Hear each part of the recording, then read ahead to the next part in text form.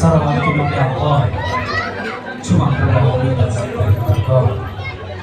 سلام و صد سلام آن عشق پاک را رساند بر ما را از ناچار از صمیم قلب و از جان سلام از صمیم قلب و از جان سلام از سلام ای همخوانندگان السلام. سلام و درود به همه شما دوستان عزیز و کل مردم سربلند رنج، همه شما را به این درگاه خوش آمدید می‌گویم.